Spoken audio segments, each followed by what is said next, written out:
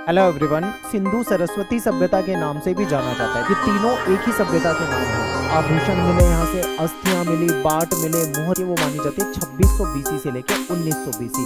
Important है, याद रखना है। आपके पेपर में क्वेश्चन आता है, बहुत इंपॉर्टेंट टॉपिक है। मोहर जो है वो कितनी पुरानी है, शिवलिंग के रूप में वर्गीकृत किया गया है।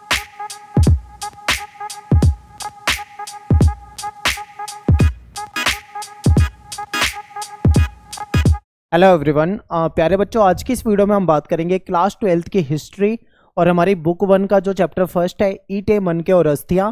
इस चैप्टर को यहाँ पे हम विस्तार से करने वाले हैं, डिटेल में समझने वाले हैं।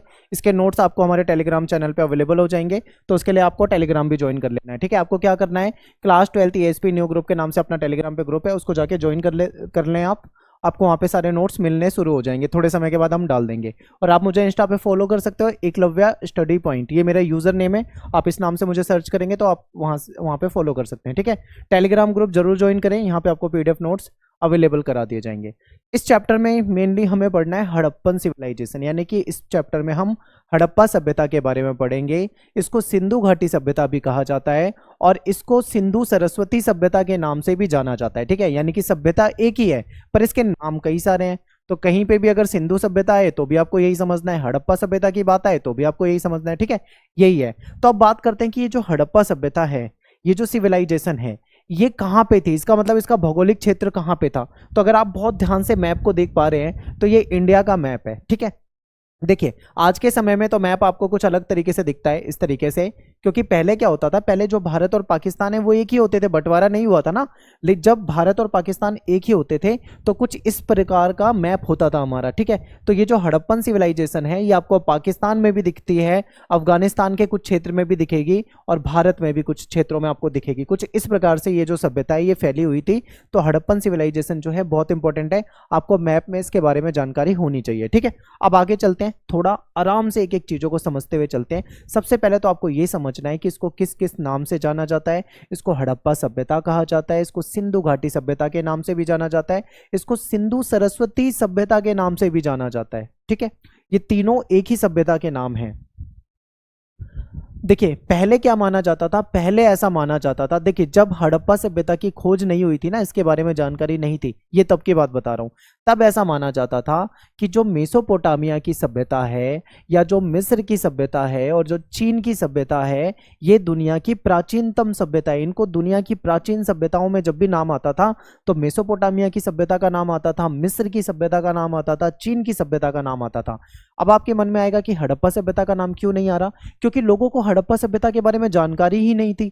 अब लोगों को जब जानकारी ही नहीं है उस सभ्यता के बारे में तो कैसे उसका नाम आएगा। ठीक है, लेकिन जब बाद में जब हड़प्पा सभ्यता की खोज हुई, लोगों ने हड़प्पा सभ्यता के बारे में जाना समझा, तब उनको पता लगा कि इनसे भी ज्यादा पुरानी कोई सभ्यता है जो एग्जिस्ट करती थी। ठीक है, और भारत में, उसमें भारत और पाकिस्तान का हिस्सा आता है। ठीक है, तो ये हड़प्पा सभ्यता थी हमारी। तो सबसे पहले हम इसको थोड़ा इंट्रो की तरह समझते हुए चलेंगे, फिर डिटेल में जाएंगे। तो देखिए 1920 के दशक में क्या होता है, हड़प्पा सभ्यता की खोज हो जाती है। अब यहाँ पे मैं बात कर रहा हूँ 1920 के दशक की।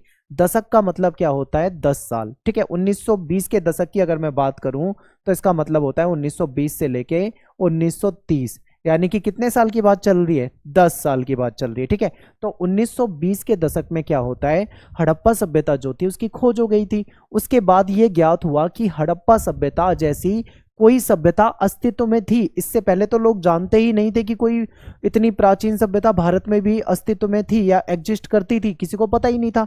लेकिन जब उसकी खोज हुई तब पता लगा कि भाई प्राचीनतम सभ्यता तो भारत में भी थी। और इस सभ्यता को सिंधु घाटी सभ्यता या हड़प्पा सभ्यता के नाम से भी हम जानते हैं। ठीक है, इसका नामकरण कैसे हुआ इसको आगे हम डिटेल में पढ़ेंगे। आगे देखो, एक क्वेश्चन आपके पेपर में आ सकता है और यहां पे आपको कंफ्यूज कैसे करेंगे ये समझना है आपको। देखिए क्वेश्चन, मान लो आप इस क्वेश्चन को भूल जाओ, बस इस क्वेश्चन को देखो, हड़प्पा सभ्यता की खोज कब हुई। ऑप्शन देखो, ये एमसीक्यू क्वेश्चन है। पहला ऑप्शन है, ऑप्शन ए है आपके सामने 1920 के दशक में। ऑप्शन बी है आपके सामने 1930 के दशक में, और ऑप्शन सी है आपके सामने 1940 के दशक में, और ऑप्शन डी है आपके सामने 1950 के दशक में। अब अगर आपसे ऑप्शन में दशक पूछा हुआ है तब आपका सही आंसर क्या हो जाएगा? 1920 का दशक। 1920 के दशक का मतलब है 1920 से लेके 1930, इसके बीच में ही इसकी खोज हुई है, तो हमारा आंसर ये हो जाएगा। लेकिन मान लो अगर पेपर में क्वेश्चन इस तरीके से ना पूछे, आपसे ऐसे पूछ लें कि बताइए हड़प्पा सभ्यता की खोज कब हुई, ऑप्शन में आपको दे दिया 1920, 1921, 1922, 1924, तो अब यहाँ पे आपका आंसर अलग हो जाएगा, क्योंकि दशक नहीं पूछा हुआ, यहाँ पे एग्जैक्ट आपसे ईयर पूछा जा रहा है। तब आप क्या बताओगे? 1921। 1921 में हड़प्पा नामक जो स्थल था इसकी खोज हुई थी, यहाँ पे हड़प्पा सभ्यता के बारे में जानकारी लगी थी, फिर धीरे धीरे और भी क्षेत्र मिलते गए, उसके बारे में भी जानकारी मिलती गई, तो यहाँ पे हमारा आंसर क्या हो जाएगा? अलग हो जाएगा। पेपर में एग्जामिनर जो है आपसे ऐसे ही कंफ्यूज आपको कर सकता है और आपसे अलग अलग क्वेश्चन पूछ सकता है। ठीक है, आगे देखो, एक क्वेश्चन और है आपके सामने, ये भी आपसे पूछा जा सकता है, बहुत अच्छा क्वेश्चन है, ध्यान से देखिए।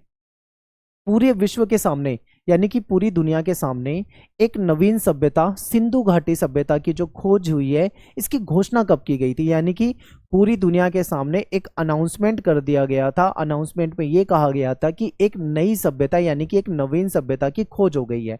तो ये कब हुआ था? अब देखो, इसका सही आंसर हो जाएगा 1924, क्योंकि जॉन मार्शल के नेतृत्व में 1924 में पूरी दुनिया के सामने घोषणा कर दी गई थी कि भाई हमने एक नई सभ्यता खोज ली है जिसको हड़प्पा सभ्यता कहा जाता है। ठीक है, हालांकि ये इसकी खोज तो 1921 में ही हो गई थी, लेकिन अनाउंसमेंट 1924 में की गई, यानी कि घोषणा पूरी दुनिया के सामने 1924 में की गई। तो ये भी आपको याद रखना है। ठीक है, आगे चलते हैं।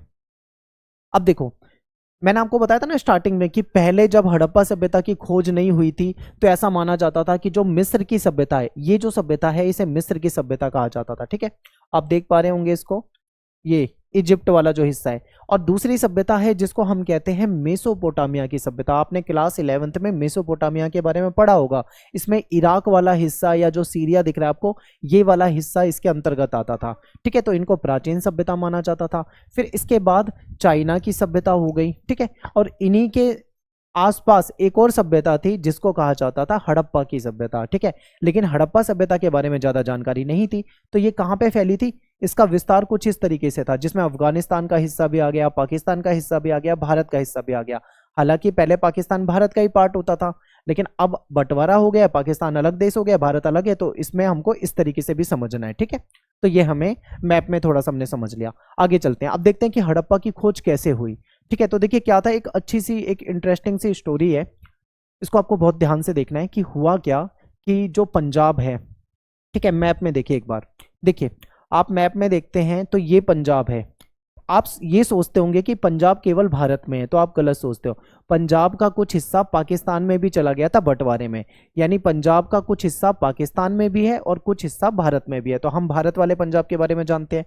तो क्या हुआ था कि अंग्रेज जिस समय शासन करते थे उस समय की बात है, अंग्रेजों ने भारत में ये रेल लेकर आए थे, रेलवे लेकर आए थे। तो इन्होंने भारत में क्या किया, रेलवे ट्रैक बिछाना शुरू करा, यानी कि रेल की पटरियां बिछाना शुरू करा।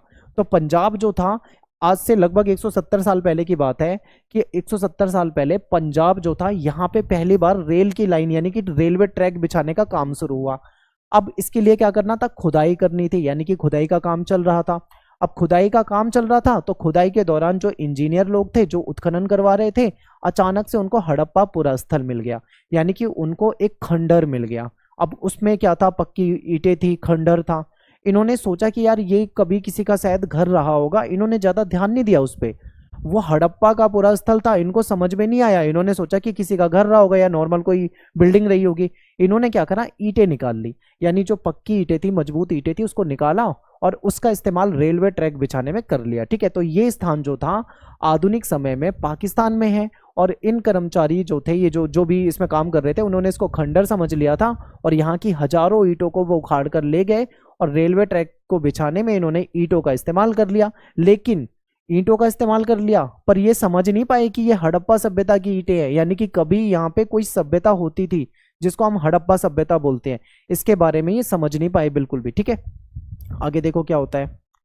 1921 में दयाराम साहनी ने हड़प्पा नामक स्थल की खुदाई करवाई और वहां पे हड़प्पा की मोहरें खोजी, यानी कि इसकी ऑफिशियल अगर हम एक तरह से बात करें कि हड़प्पा सभ्यता की खोज कब हुई, तो 1921 में हुई। ठीक है, किसके नेतृत्व में? दयाराम साहनी के नेतृत्व में यहाँ पे खुदाई हुई थी हड़प्पा नामक स्थल पे। यानी कि हड़प्पा नाम का क्या था?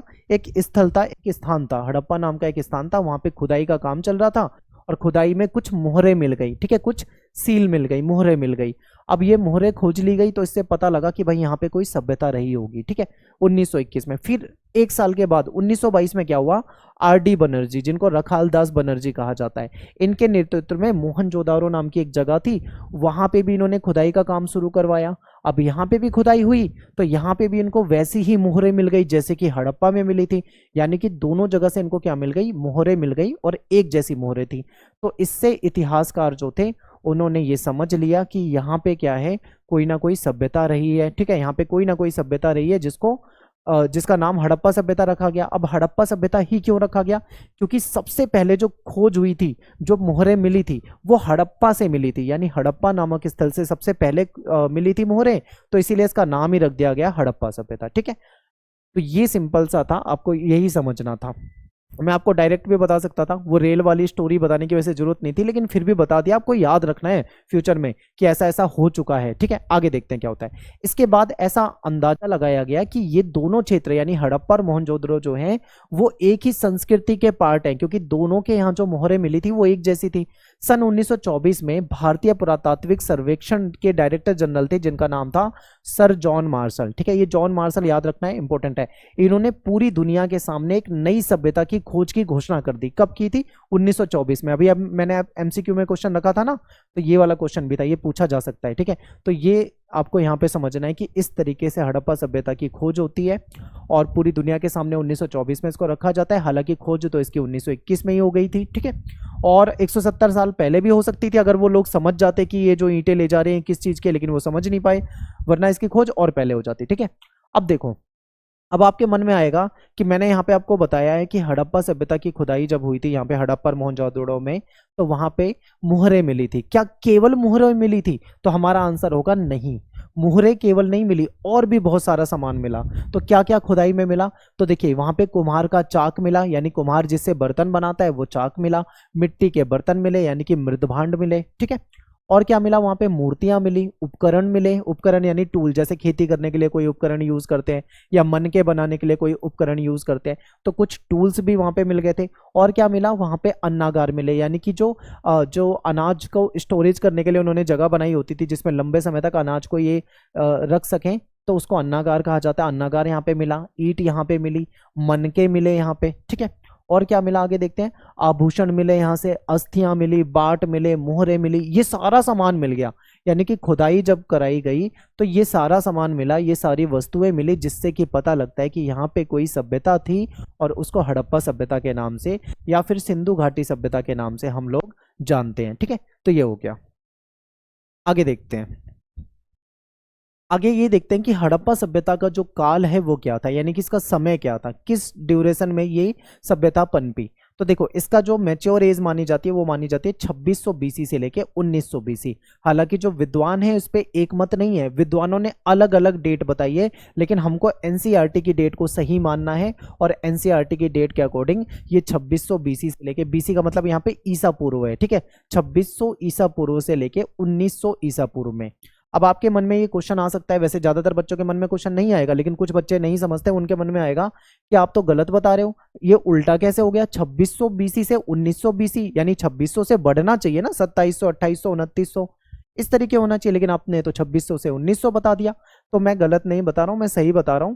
ईसा पूर्व में ऐसे ही पढ़ा जाता है। इसके लिए मैंने एक सेपरेट वीडियो बना रखी है अलग से, जिसमें मैंने आपको बीसी और एडी यानी कि ईसा पूर्व और ईसवी में अंतर बताया है कि कैसे इसको डेट को हमें पढ़ा जाता है। ठीक है, वो सेपरेट वीडियो अगर आप देखना चाहोगे तो आपको समझ में आ जाएगा। तो जो भी यहाँ पे बताया बिल्कुल परफेक्ट है। अकॉर्डिंग टू एनसीईआरटी 2600 बीसी से लेकर 1900 बीसी में हड़प्पा सभ्यता मानी जाती है। ये इसकी परिपक्व अवस्था थी, इसको परिपक्व हड़प्पा या फिर मैच्योर माना जाता है। हड़प्पा का मैच्योर वाला काल माना जाता है। अब मैच्योर का मतलब क्या होता है, मैं आपको एक एग्जांपल देता हूं। देखिए, कोई भी व्यक्ति जब पैदा होता है उसके जीवन में कुछ एज होती है। एक होता है उसका बचपन, ठीक है, पैदा होगा, फिर उसका बचपन रहेगा, फिर वो कुछ समय के बाद क्या होगा, जवान होगा, यानी कि जवानी वाली एज आएगी। ठीक है। फिर कुछ समय के बाद बुढ़ापा आ जाएगा, वो बूढ़ा हो जाएगा, और बुढ़ापे के बाद क्या हो जाएगा, उसका पतन हो जाएगा, यानी कि वो व्यक्ति मर जाएगा, उसकी डेथ हो जाएगी, ठीक है, मर जाएगा वो। तो ये क्या है, ये एक इंसान के जीवन में ये एज होती है। ऐसे ही हड़प्पा सभ्यता जो है ना, उसकी भी कुछ एज है, उसको अलग अलग पार्ट में हम देखते हैं। यानी हड़प्पा सभ्यता का एक बचपन भी रहा होगा जो कि इससे पहले का काल रहा होगा, और ये मैच्योर यानी कि ये जवानी वाला काल रहा होगा। इसके बाद बुढ़ापा यानी कि जिसमें हड़प्पा सभ्यता जो है उसका पतन हो गया, वो नष्ट हो गई, वो समाप्त हो गई, वो लास्ट वाला एज आया होगा, ठीक है। तो मैं आपको समझाने के लिए बता रहा हूँ, बचपन, जवानी और ये बुढ़ापा।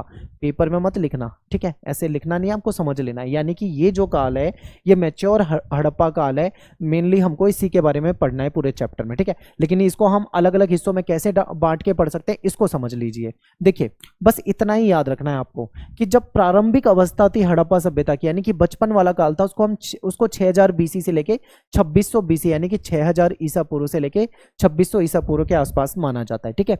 और इसको प्रारंभिक हड़प्पा भी कहते हैं। दूसरा है परिपक्व हड़प्पा, यानी ये जवानी वाला काल है 2600 बीसी से लेके 1900 बीसी। इसके बाद क्या होता है, हड़प्पा सभ्यता खत्म हो जाती है, जो उसका अंतिम काल होता है उसको आप लास्ट मान सकते हो। तो ये है 1900 बीसी से लेके 1300 बीसी। इसमें क्या हुआ था, हड़प्पा सभ्यता धीरे धीरे पतन की ओर जा रही थी, नष्ट होने को जा रही थी, इसको उत्तर हड़प्पा कहते हैं। तो इस तरीके से हड़प्पा सभ्यता को हम 3 हिस्सों में बांट के देखते हैं। हालांकि हमको पढ़ना इस चैप्टर में कहाँ क्या क्या पढ़ना है, हमको मेनली इसी के बारे में पढ़ना है और इसके बारे में पढ़ना है, प्रारंभिक के बारे में पढ़ना नहीं है। लेकिन आपको समझना जरूर है, ताकि कभी भी आप आगे भी जाओगे ग्रेजुएशन में, तब आपके सामने ये चीजें आएंगी, तब कंफ्यूज हो जाओगे। तो इसीलिए आज ही क्लियर कर लो।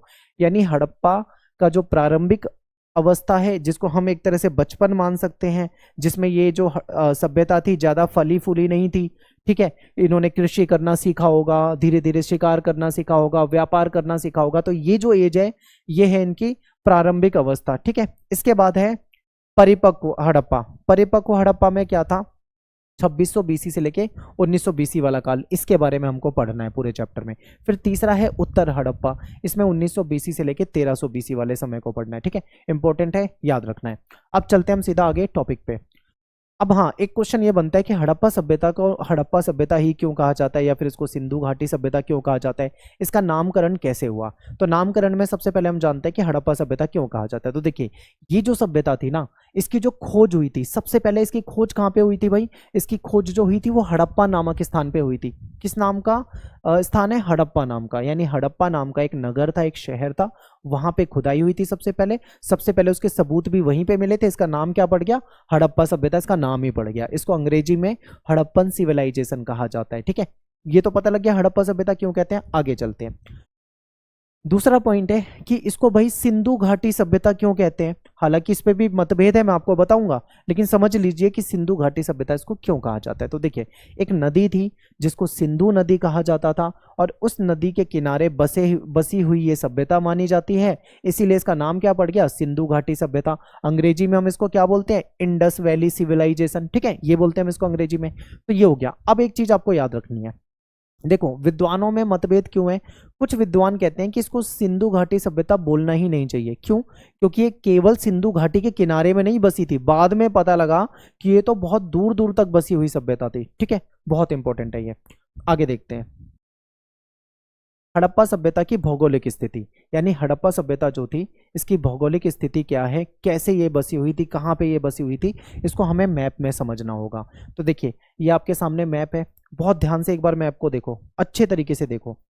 आपने देख लिया, उस समय, जिस समय की बात है, उस समय ये जो सभ्यता थी, ठीक है, उस समय भारत पाकिस्तान अलग नहीं थे, एक ही थे। तो ये जो हिस्सा है ना, देखो पाकिस्तान का भी हिस्सा इसमें आ जाता है, इसमें थोड़ा सा अफगानिस्तान का हिस्सा भी आ जाता है, इसमें भारत का अपना पंजाब भी आ जाएगा, इसमें हरियाणा भी आ जाता है, राजस्थान भी आ जाता है, गुजरात भी आ जाता है, यूपी भी आ जाता है। इस तरीके से ये पूरा का पूरा जो सभ्यता वाला क्षेत्र है, ऊपर देखोगे तो कश्मीर भी आ जाएगा, ठीक है। तो इस तरीके से ये सभ्यता जो थी त्रिकोण आकार में फैली हुई थी। अब देखो इसके पॉइंट देख लेते हैं कहाँ कहाँ पे थे। अगर सबसे ऊपर देखोगे आप जम्मू कश्मीर की तरफ, तो आपको मांडा दिखेगा, यानी मांडा नाम का स्थान था, यहाँ पे फैली हुई थी। यूपी की तरफ आओगे तो आपको आलमगीर दिखेगा, यहाँ तक ये फैली हुई थी, ठीक है। नीचे महाराष्ट्र या गुजरात की तरफ जाओगे तो दैमाबाद आपको दिखता है। फिर आप इधर आते हो पाकिस्तान में तो सबसे जो एंड वाला पॉइंट है ये सूदगैंडकोर जो है ये आपको दिखता है। इसमें बलूचिस्तान, पाकिस्तान, अफगानिस्तान तक का क्षेत्र आ जाता है। तो कुछ इस प्रकार से ये सभ्यता बहुत दूर वाले क्षेत्र में फैली हुई थी। इसीलिए कुछ विद्वान कहते हैं कि सिंधु घाटी सभ्यता नहीं है, ये तो सिंधु घाटी के आसपास थोड़ी बसी थी, ये तो बहुत दूर दूर तक बसी थी। इसीलिए कुछ विद्वानों में मतभेद हो जाता है। ठीक है, लेकिन हमें इसको जैसे एनसीईआरटी बता रही है हमको वैसे ही पढ़ते हुए चलना है, समझते हुए चलना है। ठीक है, आगे चलते हैं। अब देखो, अब मैप में तो हमने देख लिया, अब देखो क्या क्या क्षेत्र इसमें आ जाते हैं। इसमें जम्मू कश्मीर वाला क्षेत्र आ जाता है, अफगानिस्तान वाला क्षेत्र आ जाता है, इसमें पाकिस्तान पूरा आ जाता है, इसमें बलूचिस्तान आ जाता है, गुजरात आ जाता है, राजस्थान आ जाता है, यूपी आ जाता है, ये सारे क्षेत्र आ जाते हैं। तो आप समझ सकते हो ना कितनी बड़ी सभ्यता थी। मेसोपोटामिया से तो बहुत बड़ी सभ्यता थी ये।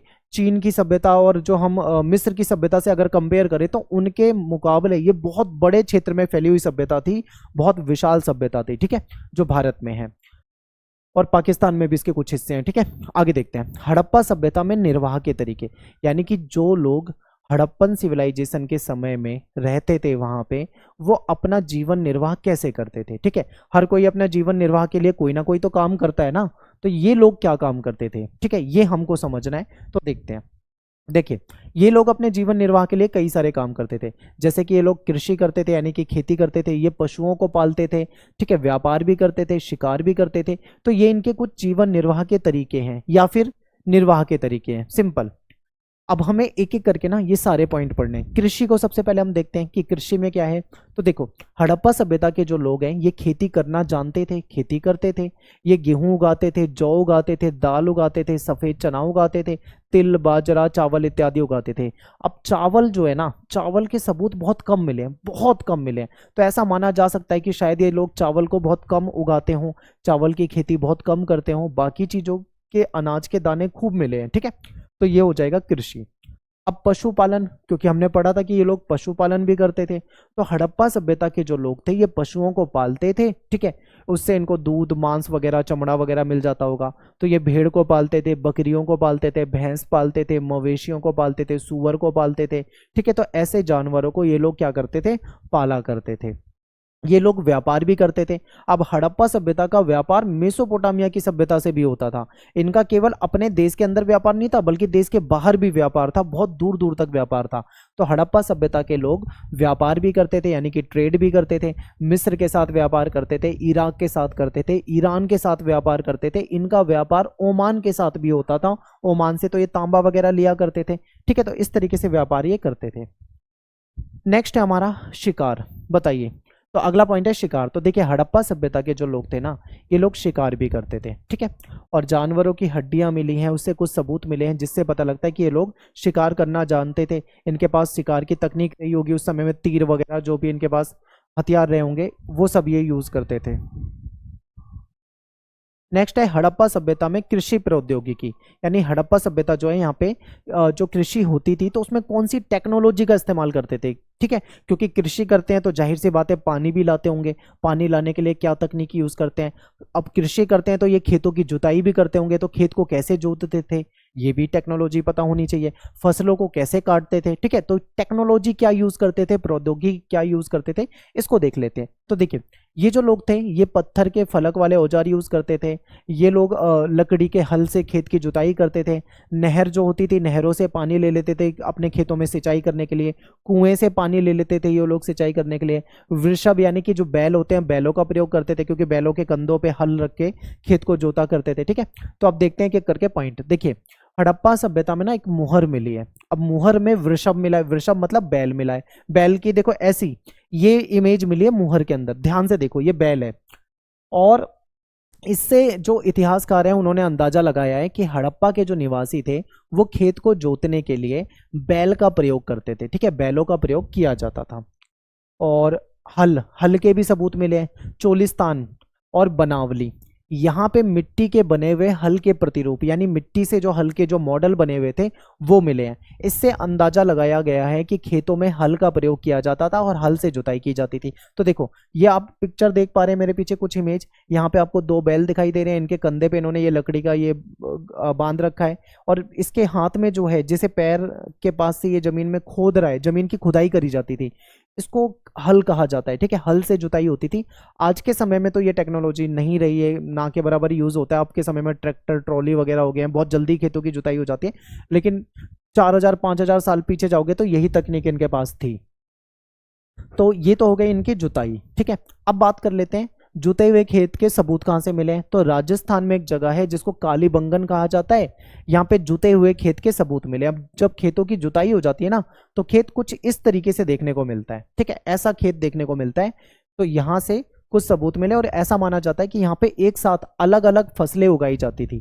तो ये भी आपको याद रखना है, हर एक लाइन से क्वेश्चन बनता है, पेपर में क्वेश्चन आता है। औजार क्या यूज करते थे? अब देखो, फसल उगाएंगे तो बाद में फसल को काटेंगे, तो फसल को काटने के लिए उसमें से दाने निकालने के लिए कोई ना कोई औजार तो यूज करते थे ना।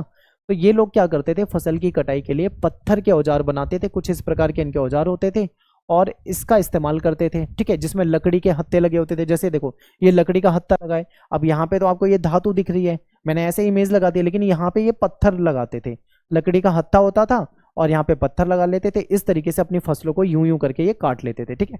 तो ये इनके औजार हो जाएंगे।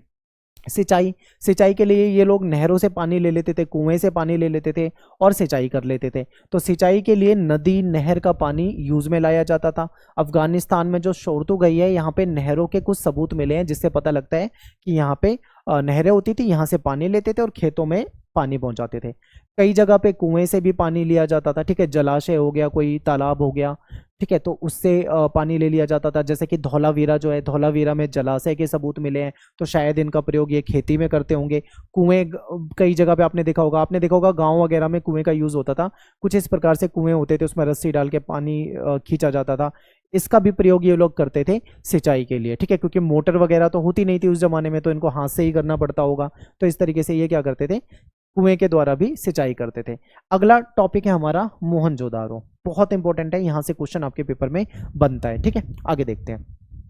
मोहनजोदारो की बात करें तो यहाँ पे बस्तियां जो थी दो हिस्सों में विभाजित थी। एक को दुर्ग कहा जाता था, दूसरे को निचला शहर कहा जाता था, ठीक है, इंपॉर्टेंट है, याद रखना है। तो दुर्ग क्या है ये समझिए, बहुत इंपॉर्टेंट है, कभी कभी यहाँ से क्वेश्चन बनता है। तो देखिए, दुर्ग जो है ये छोटा नगर था, एक छोटा नगर था, लेकिन ऊंचाई पर बनाया गया था, यानी काफी हाइट पे इन्होंने ये बनाया हुआ था। छोटा सा था लेकिन ऊंचाई पे बना था। दुर्ग इसलिए ऊंचे इसलिए होते थे क्योंकि यहाँ पर बनी संरचना कच्ची ईंटों के चबूतरे पे बनी थी। क्या था, यहाँ पे कच्ची ईंटे का एक चबूतरा बनाया जाता था, उसके बाद इन्होंने उस पे स्ट्रक्चर बनाए हुए थे, इसलिए वहां पे ऊंचाई ज्यादा होती थी, ठीक है। दुर्ग जो होते थे उसको चारों तरफ से दीवार से घेराबंदी कर दी जाती थी या किलेबंदी कर दी जाती थी, जिससे कि वो निचले शहर से बिल्कुल अलग प्रतीत हो। जैसे कि मान लीजिए ये क्षेत्र है पूरा, इसके अंदर जो भी बिल्डिंग बनी है सारा दुर्ग है, और चारों साइड से इन्होंने क्या करा, इसको दीवार से घेर दिया। तो इससे पता लग जाएगा ना कि ये दुर्ग वाला एरिया है, और निचला शहर जो है उसको भी घेरा गया था, लेकिन पता लग जाता था कि ये दुर्ग है, ये निचला शहर है, उनके बीच में अंतर पता लगता था। दुर्ग जो है ना, इस पे जो भी स्ट्रक्चर बना हुआ था उसका प्रयोग जो था, शायद संभवतः हो सकता है कि विशिष्ट कार्य या विशिष्ट सार्वजनिक कार्यों के लिए यूज किया जाता हो। जैसे मान लो कोई विशिष्ट कार्य करना है, कोई पूजा पाठ करना है, ठीक है, कोई त्योहार मनाना है, तो उसके लिए इसका यूज किया जाता था। दुर्ग आम रहने के लिए नहीं था, ये कि रहने के लिए, ये मत सोचना, ये कुछ विशेष कामों के लिए ही बनाया गया था। इसके बाद दूसरा है निचला शहर। निचला शहर जो है वो आवासीय भवन है। आवासीय भवन का मतलब है यहाँ पे रेजिडेंशियल है, यानी कि लोग यहाँ पर रहते थे, ठीक है, यहाँ पे लोग रहते थे। लेकिन दुर्ग में लोग रहते नहीं थे, बल्कि वहाँ पे कुछ विशिष्ट आयोजन के लिए इकट्ठा होते थे। तो ये निचला शहर जो था, आवासीय भवन थे इसमें। निचला शहर जो था वो दुर्ग के मुकाबले अधिक क्षेत्र में, यानी कि जो निचला शहर है वो बड़े क्षेत्र में होता था, ठीक है, एक बहुत बड़ा क्षेत्र होता था निचला शहर, और दुर्ग जो होता था वो छोटे छोटे से क्षेत्र में होता था। निचला शहर जो है इसको दीवार से घेरा गया था, जिस तरीके से दुर्ग को चारों तरफ से उसकी चार दीवारी थी, ऐसे इसको भी किया गया था। यहाँ पे बहुत सारे भवन थे, कुछ घर ऐसे थे जो यहाँ पे भी चबूतरे के ऊपर बनाए गए थे, यानी ऊंचाई पे बनाए गए थे। ये चबूतरे जो है नींव का काम करते थे, ठीक है, हम घरों में नींव डालते हैं ना, इसी तरीके से यहाँ पे चारों साइड पहले एक डीपीसी टाइप की चबूतरा बना दिया जाता था, उसके बाद उस पर घर बनाए जाते थे। इतने बड़े क्षेत्र में भवन निर्माण में बहुत बड़े पैमाने पे श्रम की आवश्यकता पड़ी होगी, क्योंकि बहुत बड़े क्षेत्र में बना था, तो जाहिर सी बात है बहुत हजारों की संख्या में मजदूर यहाँ पे लगे होंगे, तब सबने मिलकर काम किया होगा, मेहनत की होगी, तब जाके ये इतना बड़ा शहर बसा होगा, ठीक है। तो ये हमारा निचला शहर था। अब चलते हैं हम अपने अगले टॉपिक पे। अगला टॉपिक है हमारा हड़प्पा सभ्यता में जल निकास व्यवस्था, यानी कि जल निकासी की प्रणाली क्या थी, इसको हमें समझना है। तो देखिए, हड़प्पा सभ्यता जो है ना, वो जानी जाती है एक बेहतर ड्रेनेज सिस्टम के लिए, यानी कि जल निकास प्रणाली के लिए। क्योंकि इतना बेहतरीन जल निकास प्रणाली वो भी आज से 5000 साल पहले था, इसको सोचकर भी जो इतिहासकार हैं वो बहुत ज्यादा हैरान हो जाते हैं। ठीक है, तो चलिए देखते हैं, इसको समझते हैं, इसमें क्या क्या मेन पॉइंट है। तो देखिए, हड़प्पा सभ्यता की जब भी आप अनूठी विशेषताओं की बात करोगे तो सबसे पहला पॉइंट आपको यही बताना है, जल निकास प्रणाली। क्योंकि हड़प्पा सभ्यता जो है वो इसीलिए जानी जाती थी क्योंकि यहाँ पे बेहतरीन जल निकास प्रणाली थी, और यहाँ पे जो थी सड़कें और गलियों को, ठीक है, सॉरी, इस वाले पॉइंट को पहले देखते हैं। हड़प्पा शहरों में नियोजन के साथ जल निकासी की व्यवस्था की गई थी, यानी कि पूरे जो हड़प्पा के शहर थे पूरी प्लानिंग के साथ बसाए गए थे। और जब ये प्लानिंग के साथ बसाए गए थे तभी ये पूरा प्लान कर लिया गया था कि जो नाली का पानी होगा वो किस प्रकार से निकाला जाएगा जो कि बाहर चला जाए घरों से। ठीक है, सड़कों और गलियों को लगभग ग्रिड पद्धति में बनाया गया था, यानी कि सड़कों और गलियों का एक जाल बन जाता था। ठीक है, एक सड़क दूसरे सड़क पे आके मिल जाती थी, और ये जो है एक दूसरे को समकोण पे काटती थी। समकोण पे काटने का मतलब है कि देखो, जैसे एक सड़क आई और दूसरी सड़क बिल्कुल ऐसे इससे मिल जाती है, तो यहाँ पे 90 डिग्री का कोण बनता है, यानी कि एक रास्ता ऐसे दूसरा रास्ता इस प्रकार से।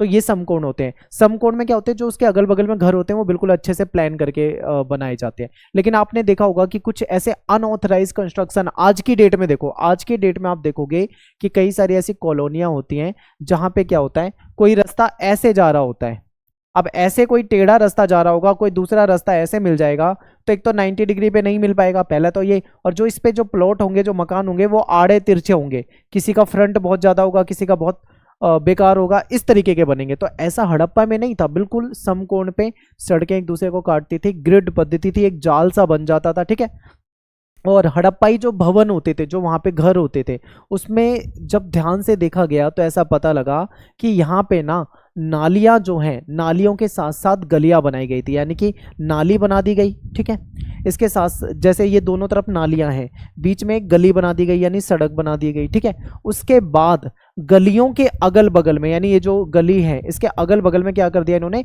घर बना दिए। ठीक है, यानी ये अगल बगल में इन्होंने घर बना दिए बाद में। तो इससे क्या पता लगता है कि कितनी बेहतरीन यहाँ पे क्या था, कितना बेहतरीन यहाँ पे पूरा नियोजन था, यानी कि अच्छे से प्लान करके सब कुछ बनाया हुआ था। प्रत्येक घर का जो गंदा पानी होता था वो इन नालियों के जरिए बाहर चला जाता था, और नालियां जो होती थी बाहर जाकर जो बड़े नाले होते थे उससे मिल जाती थी। यानी जो मान लीजिए किसी का घर है, ठीक है, घर से नाली निकल रही है, वहां से घर से जो भी गंदा पानी है वो सारा नालियों के जरिए बह जा रहा है, और जाके एक बड़ा नाला होता था, उस नाले में गिर जाता था, वो बड़ा नाला उसको शहर से बाहर पहुंचा देता था। ठीक है, तो इस तरीके से क्या होता था कि सारा का सारा जो पानी था वो नगर के बाहर पहुंचा दिया जाता था, यानी कि एक बेहतरीन यहाँ पे जल निकास प्रणाली थी। ठीक है, आगे देखो, गृह स्थापत्य कला, ये बहुत इंपॉर्टेंट है कि जो हड़प्पाई जो लोग थे वो किस प्रकार का घर बनाते थे, किस प्रकार के उनके घर होते थे। ठीक है, कैसे घर होते थे उसको समझते हैं। तो देखिए, मोहनजोदाड़ो की अगर हम बात करें तो उसमें जो निचला शहर है जहाँ पे आवासीय भवन होता था, हमने पढ़ा था ना कि जो निचला शहर होता था वहाँ पे रहने वाले घर होते थे, और यहाँ पे जो आवास है, यहाँ पे एक आंगन होता था, उसके चारों ओर कमरे बने होते थे। अगर आपने कभी अपने गाँव वगैरह के घर देखे होंगे, जो पुराने टाइम के घर होते थे वो ऐसे ही होते थे। गाँव वगैरह के घर में आपने ध्यान दिया होगा, एक चौकोर सा आंगन होता था, इसके चारों तरफ कमरे बने होते थे। ठीक है, और इस आंगन के ऊपर अगर आपने गांव में देखा हो तो एक जाल भी होता है बड़ा सा, जिससे धूप हवा पानी सब आती रहती है, यानी वेंटिलेशन होता रहेगा। ठीक है, तो इस तरीके का होता था, यानी एक चौकोर सा आंगन हो गया, उसके चारों तरफ कमरे हो गए। आंगन जो होता था उसमें खाना बनाने का काम हो जाता था। ठीक है, और जो कताई वगैरह का काम था ये सारा काम हो जाता था यहाँ पे। ये जो लोग थे ये प्राइवेसी का बहुत ध्यान रखते थे। प्राइवेसी का ध्यान का मतलब है कि एकांतता, ऐसा ना हो कि कोई इनके घर में ताक झांक करे, इनकी पर्सनल लाइफ में इंटरफेयर करे, इस चीज को ये लोग बिल्कुल पसंद नहीं करते थे। जो भूमि तल होता है, यानी जो ग्राउंड फ्लोर होता है, जो नीचे वाला जो सबसे नीचे का जो फ्लोर होता है, ठीक है, ग्राउंड फ्लोर जिसको कहा जाता है, उस पर जो दीवारें होती थी उस पर एक भी खिड़की नहीं होती थी, खिड़की विंडो बनाते ही नहीं थे नीचे। जैसे कि आप इसमें देख पा रहे हो, ये घर है, ठीक है, ये रोड है, मान लीजिए एक एंट्रेंस है यहाँ पे, कोई आपको यहाँ पे विंडो नहीं दिखाई दे रही है ग्राउंड में, कोई भी। अगर दूसरी मंजिल बनाएंगे तो वहां पे ये बना सकते हैं, लेकिन ग्राउंड में नहीं बनाते थे। इससे क्या फायदा होता था कि कोई भी अगर आने जाने वाला व्यक्ति है तो वो ताक झांक नहीं कर पाएगा। अब आप सोचोगे कि भाई वो तो यहाँ से भी झांक सकता है। अगर यहाँ से झांकेंगे ना तो देखो इधर सीढ़ियाँ वगैरह दिख रही है इस तरीके का, उसको कुछ दिखेगा ही नहीं, क्योंकि रूम वगैरह तो सब अंदर होते थे ना। तो प्राइवेसी का ये लोग बहुत ध्यान रखते थे जब घरों को बनवाते थे, ठीक है। मुख्य द्वार जो होता था, जो मेन एंट्रेंस होता था, वो मुख्य द्वार से कोई घर के अंदर या आंगन को नहीं देख सकता था, ठीक है, देख ही नहीं सकता था। इतना प्राइवेसी का ध्यान रखते थे, इस तरीके से घर बनाते थे। हर घर में अपना एक स्नान घर यानी कि नहाने का एक कमरा होता था, बाथरूम वगैरह जो आप कह लो उसे, उस पर ईंटों का फर्श होता था। और स्नान घर का जो पानी होता था वो नाली के जरिए क्या होता था, सड़क वाली जो बाहर नाली बनी होती थी उसमें छोड़ दिया जाता था, निकाल दिया जाता था, ठीक है। और कुछ घरों में छत पर जाने के लिए सीढ़ियां बनाई जाती थी जिससे कि वो छतों पे जा सके। और कई ऐसे भी घर मिले हैं जहां पे कुएं होते थे, यानी घर के अंदर कुआं। सोचो कैसे घर होते होंगे, तो घर के अंदर कुएं होते थे और कुआं एक अलग से रूम होता था, कुएं वाला रूम अलग रूम होता था, जिससे बाहर से आने वाला कोई व्यक्ति अगर पानी पीना चाहे तो वो उसमें जाके पानी वानी निकाल के भर के उसमें पानी पी सकता था। अब यहां से मैं आपको एक क्वेश्चन बता रहा हूं जो आपके एमसीक्यू में भी पूछा जाता है और पेपर में भी पूछा जाता है। जो मोहनजोदारो है, यहाँ पे जो कुएं मिले हैं, कुओं की संख्या कितनी है, तो आपको बताना है लगभग 700, यानी यहाँ पे लगभग 700 के करीब कुएं जो हैं वो पाए गए हैं, ठीक है। आगे चलते हैं। दुर्ग के बारे में भी मैंने आपको बताया था चैप्टर में, हमने इससे पहले पढ़ा है। तो दुर्ग क्या है, दुर्ग एक ऐसी संरचना है जहां पे आपको क्या देखने को मिलेगा कि चबूतरा बना होता था, चबूतरे के ऊपर जो स्ट्रक्चर या घर वगैरह बने होते थे जो भी है, वो किसी विशिष्ट सार्वजनिक प्रयोजन के लिए यूज किए जाते थे। यानी वो आम लोगों के रहने के लिए नहीं था, वो किसी विशिष्ट पर्पस के लिए यूज किया जाता, जैसे कोई अनुष्ठानिक स्नान हो गया, कोई पूजा पाठ हो गया, या कुछ विशेष कार्यक्रम हो गया, उसके लिए यूज किया जाता था, ठीक है। तो उसमें एक एग्जांपल है आपके सामने, माल गोदाम। एक माल गोदाम मिला है, ठीक है। ये एक बहुत बड़ा स्ट्रक्चर है, संरचना है, जो कि ईंटों से जिसमें जो ईंटों से बना हुआ केवल निचला हिस्सा मिला है, जो नीचे का जो चबूतरा था वो ईंटों से बना हुआ था, यही मिल पाया है, ठीक है। ऊपर जो था, ऊपर लकड़ी से बना होगा ऐसा अंदाजा लगाया गया है कि नीचे वो ईंटों से बना था, लेकिन उसके ऊपर का जो स्ट्रक्चर था वो लकड़ी से बना था। अब लकड़ी जो है वो गल गई, नष्ट हो गई, ठीक है, लेकिन जो ईंटों का स्ट्रक्चर है वो बचा रहा। तो उससे अंदाजा लगाया गया था कि शायद यहाँ पे कुछ ये अपने सामान को रखते होंगे, ठीक है। फिर इसके बाद एक है विशाल स्नानागार, जो कि दुर्ग जैसी रचनाओं में ही आपको देखने को मिलता है। यहां से ना एक क्वेश्चन आ जाता है आपके पेपर में, विशाल स्नानागार क्या है तो इसको देखते हैं। तो इसमें देखिए क्या होता था, ये एक इस तरीके से स्ट्रक्चर होता था, चारों साइड गलियारा है, सीढ़ियां बनी हुई है ताकि नीचे जा सकें। और ऐसा कहा जाता था कि इसका यूज जो है अनुष्ठानिक स्नान, यानी कि कुछ विशेष स्नान के लिए, अनुष्ठानिक स्नान के लिए इसका इस्तेमाल किया जाता था, ठीक है। आगे देखते हैं। विशाल स्नानागार जो है आंगन में बना हुआ एक आयताकार जलाशय है, जो चारों ओर से गलियारे से घिरा हुआ है, जैसा कि आपने अभी फोटो में देखा। जलाशय के तल तक जाने के लिए उसमें उत्तर और दक्षिणी भाग में सीढ़ियां बनाई गई है ताकि कोई नीचे जाना चाहे तो वो सीढ़ियों से जा सकता है, ठीक है। जलाशय के किनारे पर ईंटों को जमाकर और जिप्सम के गारे का जो प्रयोग होता है उसको करके उसको बनाया गया है, यानी कि ईंटों को और जिप्सम को यूज करके उसका जो जलाशय का जो किनारा है, जो साइड वाला हिस्सा है, उसको बनाया गया है, ठीक है। तो ये इंपॉर्टेंट है, याद रखना है। इसके तीनों ओर, ये जो जलाशय है उसके तीनों ओर कक्ष बने हुए थे, कमरे बने हुए थे, जिनमें से एक में बड़ा कुआं भी देखने को मिलता है। जलाशय से पानी एक बड़े नाले में बह जाता था, ठीक है, बाहर, क्योंकि उसका पानी बहाना भी होता था, तो बड़े नाले में इसको ज्वाइंट कर रखा था जहां से पानी बह जाता था। इस संरचना का अनोखापन तथा दुर्ग क्षेत्र में कई विशिष्ट संरचनाओं के साथ इनके मिलने से ये हमको पता लगता है कि इसका इस्तेमाल जो था वो किसी अनुष्ठानिक स्नान के लिए किया जाता था, यानी कि पूजा पाठ से रिलेटेड कोई स्नान होता है ना, जो अनुष्ठानिक स्नान है, उसके लिए इसका यूज किया जाता था। ऐसा नहीं था कि ये स्विमिंग पूल की तरह कोई भी आए और नहा के चला जाए, किसी भी दिन नहा जाए, ऐसा नहीं था। ये एक विशिष्ट पर्पस के लिए ही यूज किया जाता था, अनुष्ठानिक स्नान के लिए यूज किया जाता था, ठीक है। तो ये इंपॉर्टेंट है, याद रखना है। फिर हड़प्पाई समाज में भिन्नता का अवलोकन। देखो, दुनिया का कोई भी समाज हो, ठीक है, हड़प्पा का ही समाज नहीं, दुनिया का कोई भी समाज हो, तो दुनिया के किसी भी समाज में आप देखोगे जो रहने वाले लोग होते हैं उनमें भिन्नता होती है। कुछ लोग अमीर होते हैं, कुछ लोग गरीब होते हैं, हर तरह के लोग आपको देखने को मिलेंगे, ठीक है। अमीर गरीब हर तरह के वर्ग आपको देखने को मिलेंगे। तो यहाँ पे भी अमीर वर्ग, गरीब वर्ग, हर तरह का वर्ग एग्जिस्ट करता था, जिसको हमें इस वीडियो में समझना है। तो देखते हैं। सबसे पहला है कि हर समाज में रहने वाले लोग जो होते हैं उनके बीच में सामाजिक आर्थिक भिन्नताएं होती हैं, ये तो मैं आपको पहले ही बता चुका हूं। इन भिन्नताओं को जानने के लिए इतिहासकार क्या करते हैं, ये इंपॉर्टेंट है। इतिहासकार कैसे पता लगाते हैं कि भाई ये भिन्नताएं समाज में है या नहीं है, तो इतिहासकारों ने दो तरीके निकाले।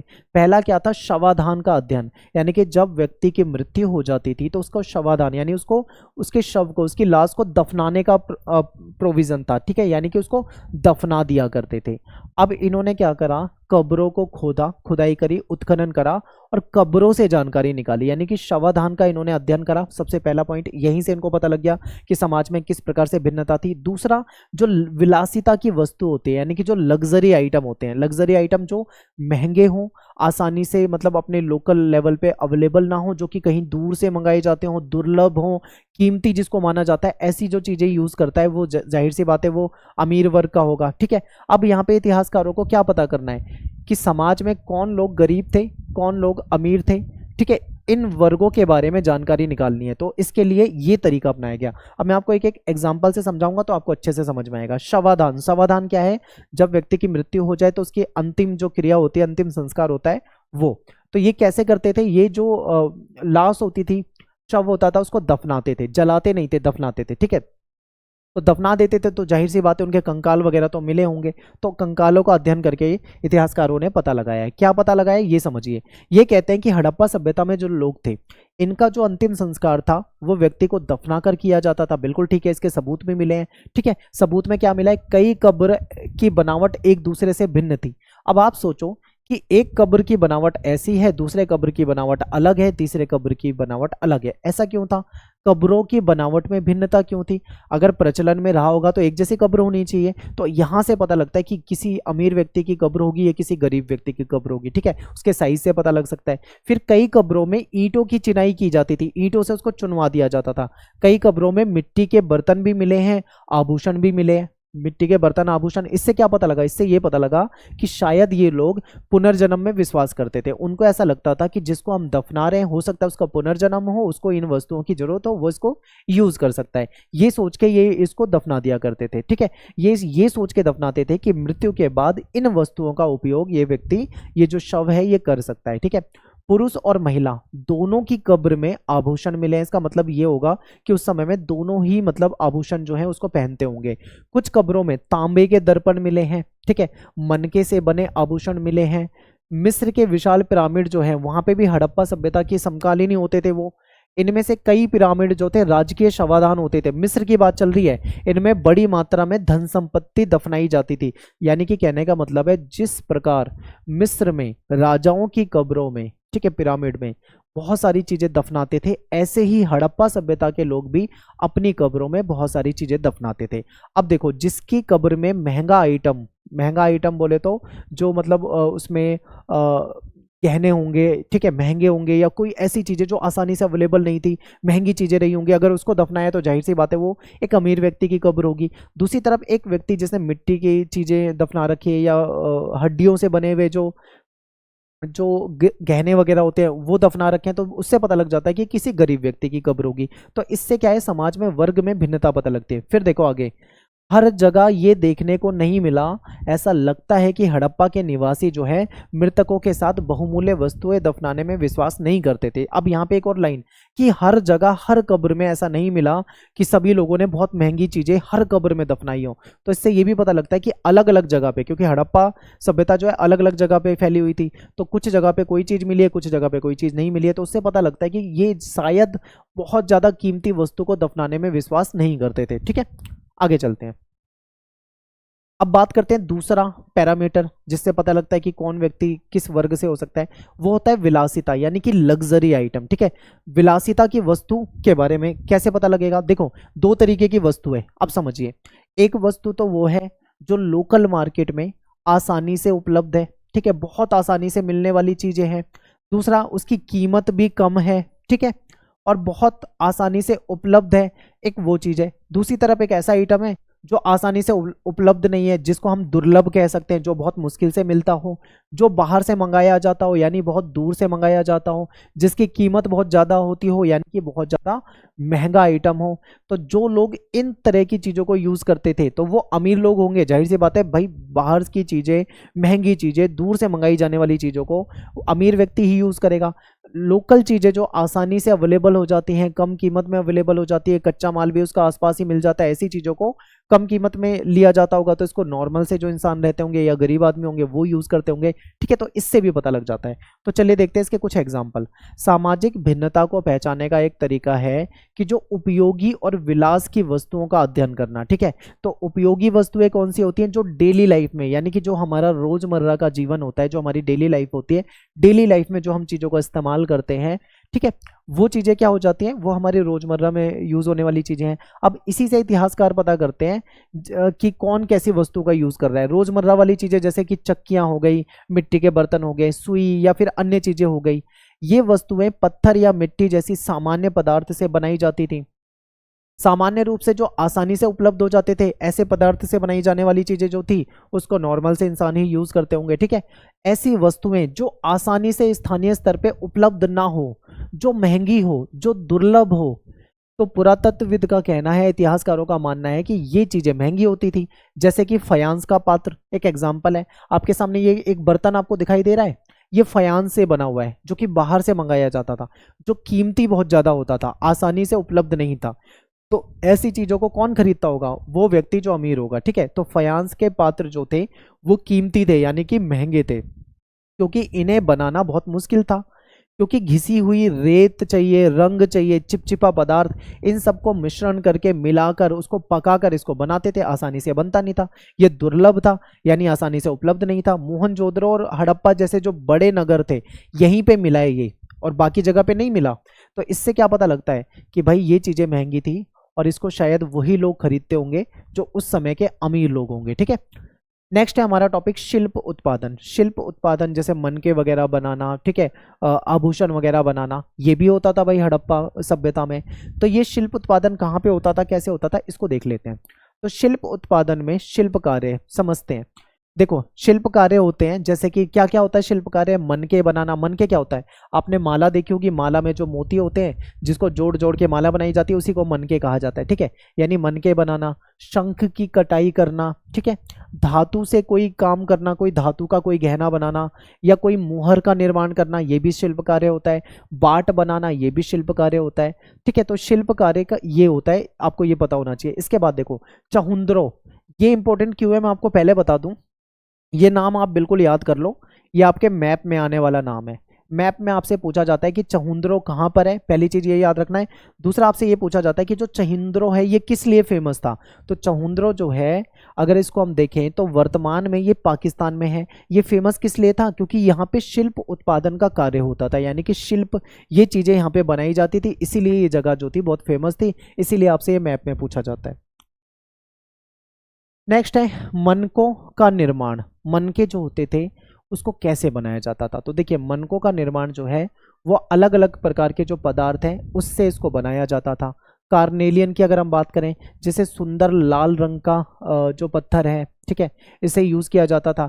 फिर जैस्पर हो गया, स्फटिक हो गया, क्वार्ट्स हो गया, सेलखड़ी हो गया, ये कुछ ऐसे पत्थर वगैरह थे जिससे क्या किया जाता था, विभिन्न प्रकार के मनके बनाए जाते थे। फिर धातु से भी बनाए जाते थे भाई, धातु थोड़ी महंगी होती थी, जैसे सोना हो गया या तांबा हो गया या कांसा हो गया, शंख, फयांस, पकी हुई मिट्टी, इनसे भी चीजें बनाई जाती थी। ठीक है, कुछ महंगी चीजें थी, कुछ सस्ती चीजें थी, इन सब से मिला के मनके बनाए जाते थे। ठीक है, मनके बनाने के तरीके, कुछ मनके दो या दो से अधिक पत्थर जो होते थे उसको आपस में ज्वाइंट करके, आपस में जोड़कर बना दिए जाते थे। ठीक है, कुछ मनके अलग अलग साइज में बनाए जाते थे, जैसे चक्र के आकार का मनका हो गया, बेलन के आकार का मनका हो गया, गोल हो गया, ढोलक के आकार का हो गया, टूटा हुआ, खंडित हो गया, अलग अलग तरीके के मनके बनाए जाते थे। उस पे चित्रकारी की जाती थी, बहुत बारीकी से चित्रकारी की जाती थी, उसको सजाया जाता था ताकि वो सुंदर लगे। ठीक है, मनके बनाने में विभिन्न पदार्थों का इस्तेमाल होता था, अलग अलग प्रकार का, इन्हीं के अनुसार इनको बनाने की तकनीक में भी बदलाव किया जाता था, क्योंकि जिस प्रकार से जौन सा मन का बनाया जाएगा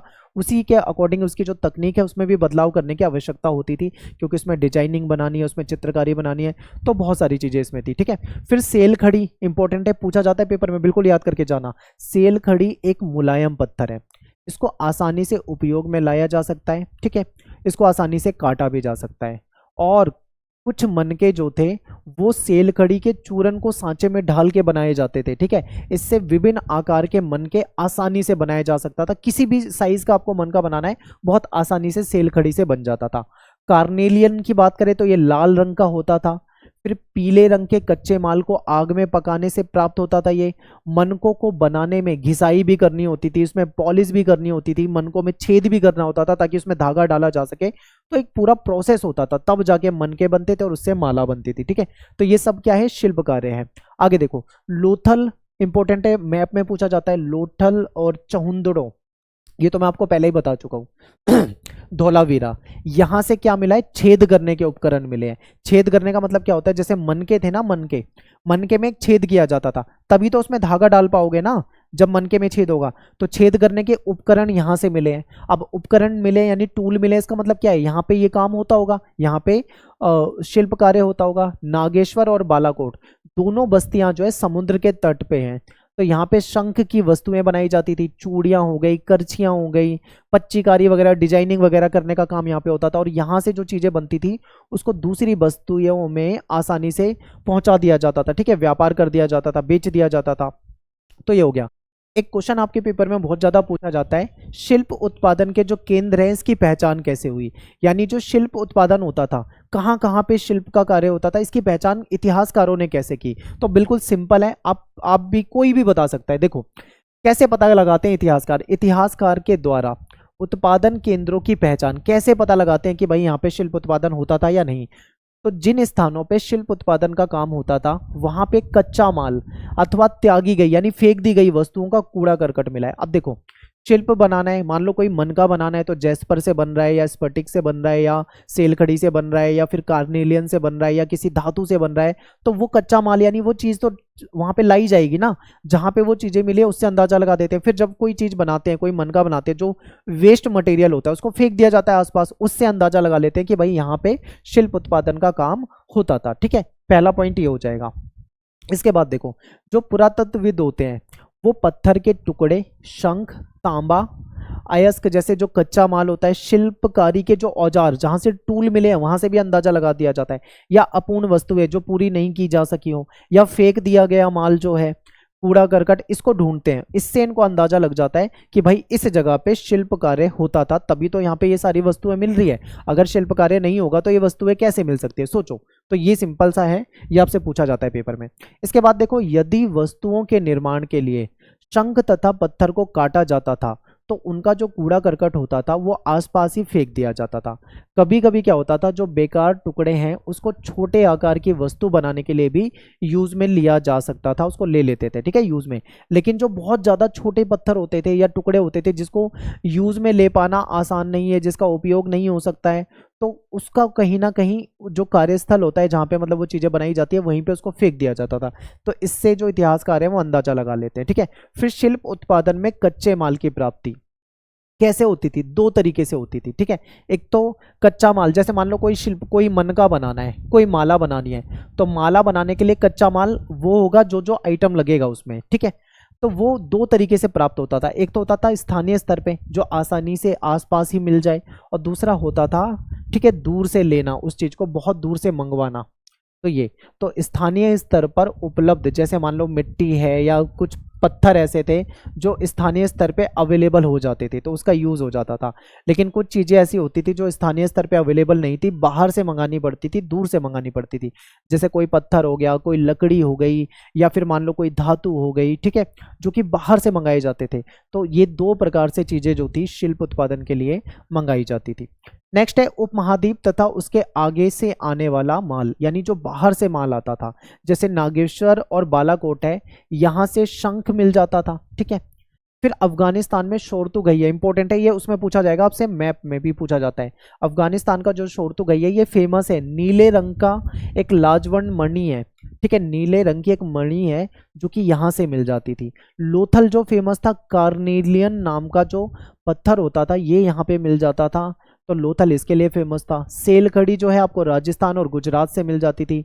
राजस्थान का जो खेतड़ी है ये फेमस था तांबे के लिए, तो यहाँ से तांबा मिल जाता था। साउथ में दक्षिण भारत की तरफ से देखें तो वहाँ पे सोना मिल जाता था।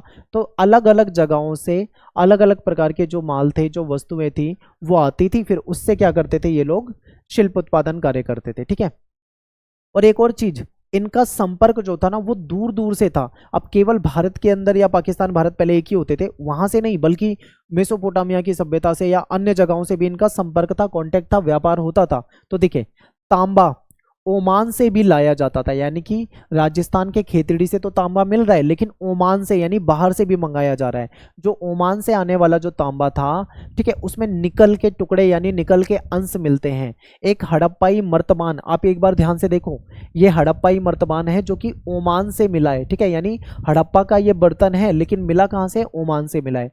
तो एक हड़प्पाई मर्तबान जिसके ऊपर काली मिट्टी, देखो काले रंग का है, काली मिट्टी की एक मोटी परत चढ़ी हुई है, ये कहाँ से मिला है, ओमान से प्राप्त हुआ है। इससे क्या पता लगता है कि हमारा व्यापार बाहर से भी होता था। अगर हड़प्पा सभ्यता की वस्तु ओमान में मिल रही है, ओमान की वस्तु हड़प्पा सभ्यता में मिल रही है, तो इसका मतलब क्या है, आपस में ये लोग व्यापार करते थे। ठीक है, तो मेसोपोटामिया के लेख जो है, जो उसमें मिलते हैं लिखित में, उसमें मगान शब्द का यूज किया जाता है। अब ये मगान शब्द है जो है, ऐसा अंदाजा लगाया है इतिहासकारों ने कि मगान शब्द जो है ये ओमान के लिए यूज किया जाता था। ठीक है, यानी ओमान के लिए मेसोपोटामिया के लोग मगान शब्द यूज करते थे।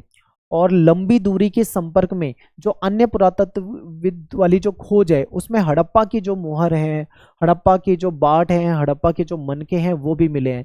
यानी कि लंबी दूरी के संपर्क में भी कुछ चीजें ऐसी हैं जो मिल जाती हैं। ठीक है, नेक्स्ट है मुद्रा, मुहर सॉरी, और मुद्रांकन। ठीक है, सील एंड सीलिंग। अब ये जो मुहर होती थी, ठीक है, आपने देखा होगा आज के टाइम पे स्टैंप मार दी जाती है, मुहर मार दी जाती है, सील लगा दी जाती है, तो उस समय भी ये सिस्टम होता था। तो मुहर और मुद्रांकन का प्रयोग क्यों होता था, लंबी दूरी के जो संपर्क हैं उसको आसान बनाने के लिए होता था। बहुत सिंपल है, मैं आपको एग्जाम्पल से समझाऊंगा, अच्छे समझ में आएगा। आपको एक फोटो भी दिखाऊंगा। ठीक है, तो देखिए, किसी वस्तु से भरे थैले को एक स्थान से दूसरे स्थान पे जब भेजा जाता था तो उसकी सुरक्षा का बहुत ध्यान रखा जाता था। मान लो हड़प्पा का कोई व्यक्ति है, उसने डब्बे में कोई सामान पैक करा, उसको बेच दिया, ठीक है, आगे बेच दिया ओमान के व्यक्ति को। हड़प्पा के व्यक्ति ने ओमान के व्यक्ति को कुछ भेजा है, अब वो क्या करेगा, डब्बे में पैक करेगा, उसको रस्सी से बांधेगा, सब कुछ सही करेगा, उस पर मुहर लगा देगा, सील लगा देगा, और वो वहां से चली जाएगी। जब वहां पे पहुंचेगी उस सील को देखेंगे, अगर सील सब कुछ सही है, उसमें कोई टूट फूट नहीं है, कोई भी खुरच नहीं है, तो वो समझ जाएंगे, क्या समझ जाएंगे, कि ये सुरक्षित है। ठीक है, आगे देखिए, तो देखो थैले का जो मुख होता है उस पर रस्सी बांध देते थे, उसके मुख पर थोड़ी सी गीली मिट्टी लगाकर उस पर सील लगा देते थे, यानी मुहर से दबा देते थे, जिससे कि गीली मिट्टी पे मुहर की छाप पड़ जाती थी। ठीक है, और थैला अपने जो डेस्टिनेशन है वहां पे पहुंचने से पहले उस पर अगर मुहर का निशान जो है उसको कोई नुकसान नहीं पहुंचा, वो बिल्कुल वैसा का वैसा है, तो समझ जाते थे कि इसके साथ कोई छेड़खानी नहीं की गई है, ये सुरक्षित है, जो भी चीजें वहां से भेजी गई है वो वैसी की वैसी मिल जाएगी। ठीक है, और ये प्रेषक की पहचान की का भी पता लगता था, प्रेषक यानी कि जो भेजने वाला है उसकी पहचान का भी पता लगता था, भाई किसने भेजा है। ठीक है, मैं आपको एक इमेज दिखाता हूँ, आपको इमेज से ना बहुत अच्छे समझ में आएगा। देखो, ये एक डब्बा है, डब्बे में सामान पैक कर दिया, रस्सी से बांध दिया, और उसके ऊपर गीली मिट्टी रखी और उसको हमने सील लगा दी। ठीक है, सील लगाने पे इस पे ये सील छप गई, अगर कोई इसको खोलने की कोशिश करेगा तो ये सील टूट जाएगी या इसमें खुरच आ जाएगी, निशान आ जाएगा। लेकिन अगर इसमें कोई निशान नहीं आया, ना ये कोई टूट फूट हुई, सेफली जैसा यहाँ से भेजा था वैसा ही सामने वाले के पास पहुंच गया, तो इससे क्या पता लगेगा अपने को कि भाई जो भी सामान है उसके साथ कोई छेड़खानी नहीं हुई है, वो आसानी से पहुंचा दिया गया। ठीक है, तो ये बहुत इंपॉर्टेंट था। नेक्स्ट है हड़प्पाई लिपि। अब हड़प्पा की जो लिपि है कुछ इस प्रकार से होती थी, चित्रात्मक लिपि है ये। ठीक है, अब चित्र होते थे इसमें, अभी इसको आज तक पढ़ा नहीं गया, इसीलिए इसको रहस्यमयी लिपि भी कहा जाता है। ठीक है, तो देखिए हड़प्पा की जो लिपि है वो चित्रात्मक है, ये हम जान चुके हैं। इसमें 375 से 400 के करीब चिन्ह पाए गए हैं। सोचो कितने सारे चिन्ह थे, इसको याद रखना कितना मुश्किल होता था।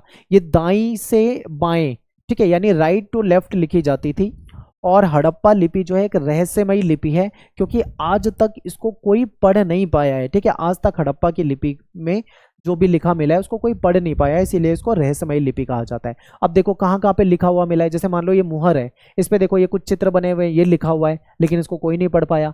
ये देखो ये कुछ चित्र बने हुए हैं, इसको नहीं पढ़ पाया। ऐसे ही और भी कुछ सबूत मिले हैं, वहाँ पे कुछ लिखा हुआ तो मिला है लेकिन उसको कोई पढ़ नहीं पाया। तो हड़प्पाई लिपि जो है आज भी रहस्यमयी है। ठीक है, नेक्स्ट है बाट।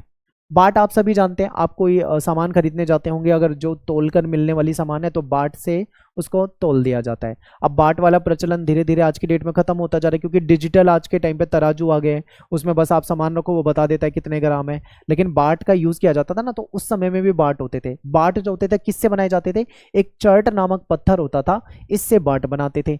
छोटे बाट जो होते थे वो आभूषण को और मनकों को तौलने के लिए यूज में आते थे। धातु से बने तराजू के जो पलड़े होते थे वो भी मिले हैं, तो इससे पता लगता है कि वो लोग तराजू से चीजों को तौला करते थे, बाटों का यूज किया जाता था। ठीक है, और ये बाट देखने में बिल्कुल साधारण होते थे, सिंपल एकदम, इनमें किसी प्रकार का कोई निशान नहीं होता था, एकदम साधारण एकदम सिंपल बाट होते थे। ठीक है, अगला क्वेश्चन है हड़प्पा संस्कृति में शासन। अब ये बहुत एक कंट्रोवर्शियल टॉपिक मान लो, क्योंकि इस पे ना जो इतिहासकार हैं वो अलग अलग तरीके से बोलते हैं। कुछ इतिहासकार ऐसे कहते हैं कि एक आदमी का शासन था, कुछ कहते हैं नहीं बहुत सारे लोगों का शासन था, कोई कहते हैं कि कुछ कबीलाई टाइप का शासन था। ठीक है, सबने अपने अलग अलग तरीके से बताया। तो हड़प्पा संस्कृति में शासन कैसा था इसको देखने की कोशिश करते हैं। तो देखिए, हड़प्पा सभ्यता में किस प्रकार का शासन था, इसके बारे में ज्यादा जानकारी हमको नहीं मिली है। ऐसा माना जाता है कि हड़प्पाई समाज में जिसका भी शासन रहा होगा वो जटिल फैसले के लिए और उसको लागू करने के लिए कहीं ना कहीं जाना जाता होगा, क्योंकि हड़प्पा की जो पुरावस्तु है उसमें एक रूपता देखने को मिलती है। चाहे आपको अफगानिस्तान से मिली हुई कोई मुहर हो या भारत के आलमगीर से मिली हुई मुहर हो, एक जैसी मिलेगी। चाहे आपको पाकिस्तान के चहुंदरों से मिली हुई मुहर हो या भारत के किसी लोथल से मिली हुई मुहर हो, आपको एक जैसी मिलेगी। भारत में जो ईंटें हैं उस वो हो या पाकिस्तान के बलूचिस्तान की जो ईंटें हैं एक ही साइज की मिलेगी, यानी सब कुछ एक जैसा मिला है, एक रूपता है सब में। तो ऐसे में कुछ लोग कहते हैं कि जिसका भी शासन रहा होगा वो बहुत जटिल फैसले लेने वाला शासक रहा होगा। ठीक है, आगे देखो, एग्जाम्पल आपके सामने, मुहर, बाट, मनके, ईंट, ये सब अलग अलग स्थान से मिले लेकिन सब में एक रूपता दिखती, एक जैसे दिखते हैं। ऐसा माना जाता है कि उत्पादन, ईंट का जो उत्पादन है वो केवल एक केंद्र पे नहीं होता था, अलग अलग जगह से ईंटें बनती थी, लेकिन वो बनती एक ही सांचे से थी, एक ही प्रकार के सांचे से। ठीक है, हड़प्पा सभ्यता जो है एक बहुत बड़े क्षेत्र में फैली हुई बड़ी सभ्यता थी। फिर भी जम्मू में, गुजरात में, पाकिस्तान में जो ज्यादातर स्थान है यहाँ पर एक ही आकार की ईंटें मिली हैं, तो कहीं ना कहीं फैसले लेने वाला जो भी रहा होगा वो ताकतवर रहा होगा। ठीक है, अब देखो इतिहासकारों में मतभेद है। इतिहासकारों ने 3 प्रकार का शासन बताया। सबसे पहला है प्रसाद तथा शासक। अब देखो, मोहनजोदाड़ो से एक विशाल भवन मिला है, एक बहुत बड़ा भवन मिला है जिसे प्रसाद की संज्ञा दी गई है, लेकिन यहां से कोई भव्य वस्तु नहीं मिली, कोई बड़ी वस्तु नहीं मिली।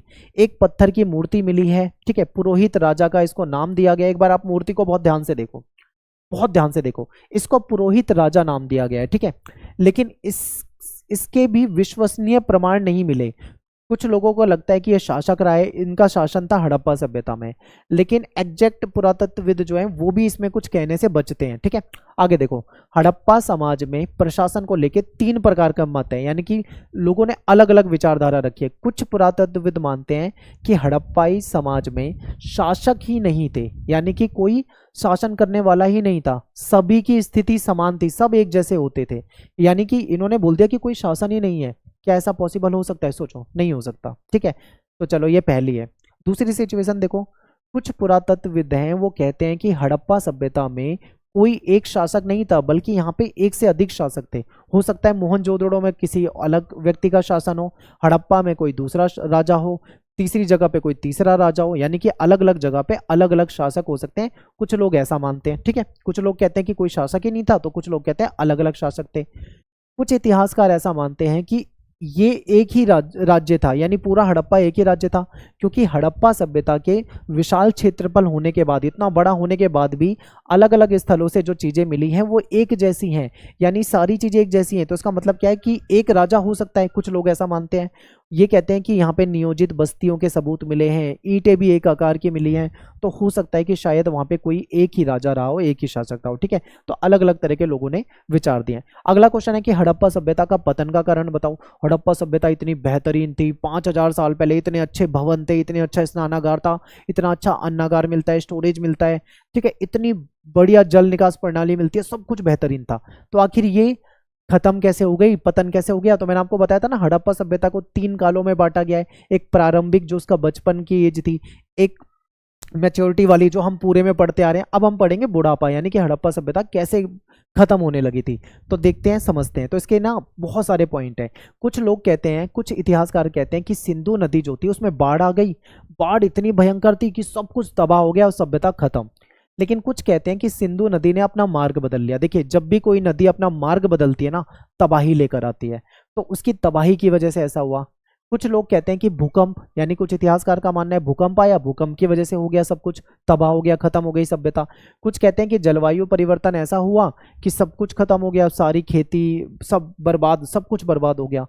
कुछ कहते हैं कि आर्यों ने आक्रमण किया, उसकी वजह से सब समाप्त हो गया। कुछ कहते हैं कि वनों की बहुत ज्यादा कटाई हो गई थी, इसके कारण ऐसा हुआ।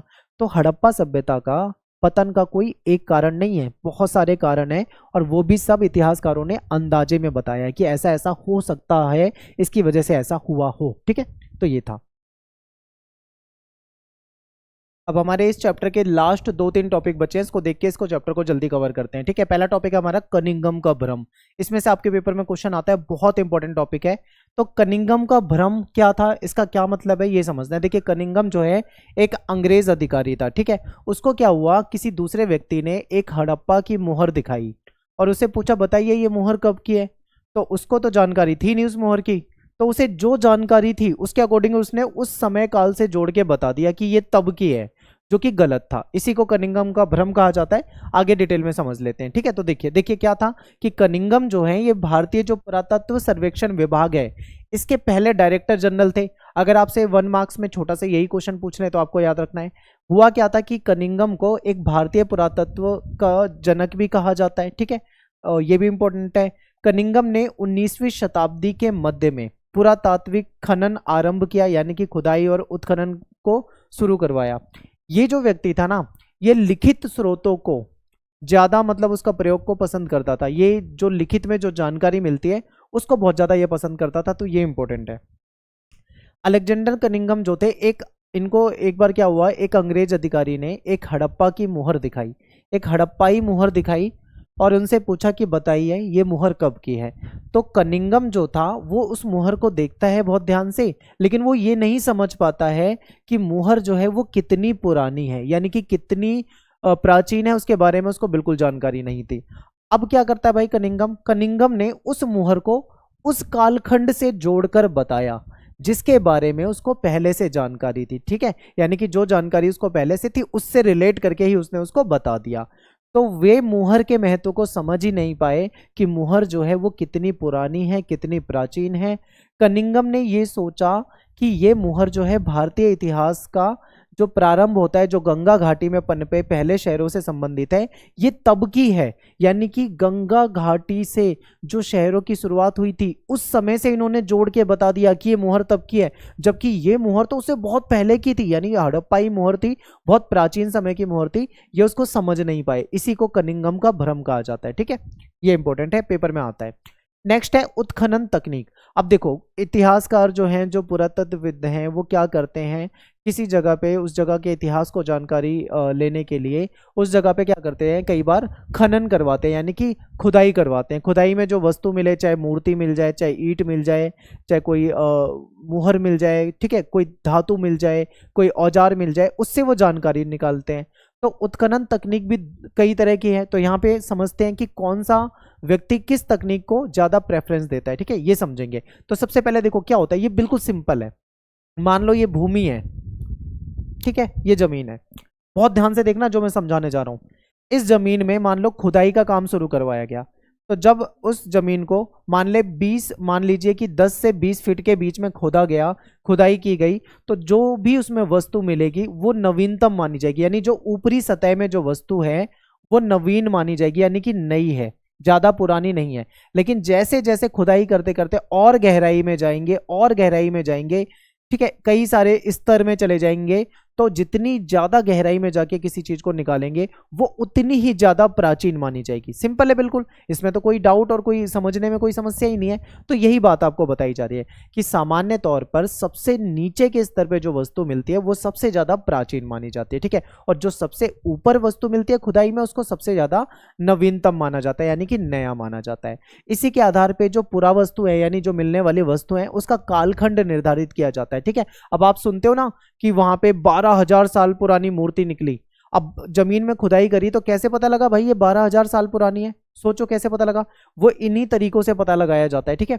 तो ये इंपॉर्टेंट है, याद रखना है। आगे चलते हैं, समझते हैं। अब जॉन मार्शल जो है इसको समझना है आपको। जॉन मार्शल जो है जॉन मार्शल को भी कनिंघम की तरह आकर्षक खोज करने में इंटरेस्ट था। ये नई नई चीजों को खोजना पसंद करते थे। ये रोजमर्रा की जिंदगी के बारे में जानने में उत्सुक थे कि जो हड़प्पाई लोग थे उनकी डेली लाइफ कैसी होती थी, रोजमर्रा का जीवन कैसा होता था, इसके बारे में जानने में बहुत ज्यादा उत्सुक रहते थे। जॉन मार्शल जो है पुरास्थल के स्तर विन्यास को पूरी तरह से अनदेखा करते थे, ठीक है। अभी स्तर विन्यास वही जो मैंने आपको इससे पहले बताया कि खुदाई जो होती है कई स्तर में होता है। यानी मान लो पहला स्तर है, इसमें खुदाई करी तो नवीनतम चीजें मानी जाएगी, फिर उससे और गहराई में जाओगे तो उससे और पुरानी, फिर और गहराई में जाओगे तो और पुरानी। जितनी ज्यादा गहराई में खुदाई करोगे उतनी ही ज्यादा प्राचीन वस्तुएं मिलेंगी। इसको स्तर विन्यास कहा जाता है। लेकिन जॉन मार्शल जो थे वो इस चीज पर विश्वास नहीं करते थे, इसको इग्नोर कर देते थे, ठीक है। तो जॉन मार्शल का मानना था यदि पूरे टीले में जहां पे भी खुदाई चल रही है समान परिणाम वाली नियमित क्षैतिज इकाइयों के साथ उत्खनन कराया जाए तो ये बेस्ट मानते थे। अब इसका मतलब क्या है देखो, जैसे मान लो ये क्षेत्र है, यहाँ पे खुदाई करानी है तो ये कहेंगे सब जगह खुदाई कर दो, पूरे में खुदाई कर दो। बहुत ज्यादा गहराई में जाना, 1 layer 2 layer 3 layer 4 layer 5 layer जाने की जरूरत नहीं है, सब जगह एक बराबर खुदाई कर दो, जो वस्तु है मिले उसको देखो। तो कुछ इस प्रकार की चीजों को जॉन मार्शल जो थे वो ठीक मानते थे, ठीक है। तो सबका मतलब अपना तरीका होता है अलग। दूसरी तरफ है REM व्हीलर, इन पे क्वेश्चन आता है पेपर में, याद रखना। तो व्हीलर जो है इन्होंने 1944 में भारतीय जो पुरातात्विक सर्वेक्षण विभाग था उसके ये डायरेक्टर जनरल बने थे। इन्होंने उत्खनन की समस्या का निदान करा, यानी जो खुदाई की जो समस्या थी उसका निदान करा। इन्होंने एक समान क्षैतिज इकाइयों के आधार पर खुदाई की बजाय टीले के स्तर विन्यास का अनुसरण करने को अधिक महत्व दिया, ठीक है। इन्होंने क्या करा, जो एक समान स्तर पे जैसे जॉन मार्शल वाला था एक जैसा खुदाई कर दो, उस पे नहीं, बल्कि इन्होंने क्या करा, इन्होंने स्तर विन्यास का अनुसरण किया। यानी कि पहले एक लेयर खोदो 10 फीट 5 फीट जितना, उसके बाद दूसरी स्तर पे जाओ, फिर तीसरे स्तर पे जाओ, जितना नीचे जाते जाओगे जो जो वस्तुएं मिलती जाएगी वो उतनी प्राचीन मानी जाएगी। ये इस फॉर्मूले को, इस चीज को ज्यादा बेहतर मानते थे, ठीक है। तो खुदाई करके मिलती जो चीजें उससे इतिहासकार जानकारी तो निकाल लेते हैं, लेकिन सबका तरीका यहाँ पे अलग होता है, ठीक है। अब लास्ट टॉपिक है इस चैप्टर का, इसके बाद ये चैप्टर हो जाएगा खत्म। और यहां से आपका कोई खास क्वेश्चन आता नहीं है, लेकिन फिर भी सिलेबस में है तो हमको पढ़ना जरूर है, ठीक है। कोई क्वेश्चन अगर नहीं भी आता ज्यादा लेकिन पढ़ना जरूर है। तो हड़प्पा सभ्यता में धार्मिक मान्यता, यानी जो हड़प्पा सभ्यता के जो लोग थे उनकी धार्मिक मान्यता क्या थी?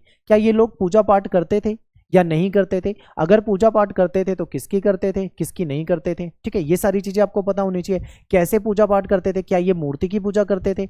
बहुत सारे क्वेश्चन आपके मन में आएंगे।